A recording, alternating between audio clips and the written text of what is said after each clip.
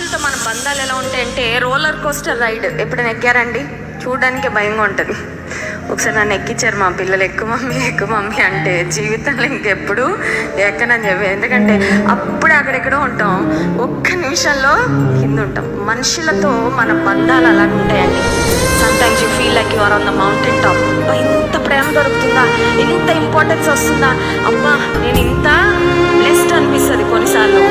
అప్పుడే కొన్ని గంటల్లో, ఒక్క రోజులో ఒక్కసారి పరిస్థితులు మారిపోయాక ఎలా ఉంటుందంటే ఆ పైన ఉన్నోళ్ళు ఎక్కడికో వెళ్ళిపోతాం పాతాళంలోకి.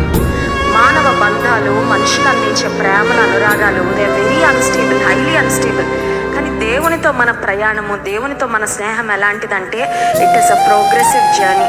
అది ఎప్పటికీ ఇంకా గొప్ప ప్రేమ, ఇంకా గొప్ప ఆదరణ, ఇంకా గొప్ప ఆశీర్వాదం. అది ఎప్పటికీ పెరుగుతూనే పోతుంది. కానీ ఒకసారి అక్కడ, ఇంకొకసారి ఇక్కడ ఉండదండి. ఇంకొకసారి పాడదామా? ఎవరైనా ఉన్నారా? హృదయపూర్వకంగా పాడదాం. ఎందుకంటే దేవుని మన స్నేహితునిగా మనం అనుభవించాము. In our highs and lows, మన యొక్క వేదనలో, దుఃఖంలో, మన ఆనందాల్లో, సంతోషాలు, అన్ని పరిస్థితుల్లో మనకు తోడుగా ఉండి నడిపించిన దేవుడు.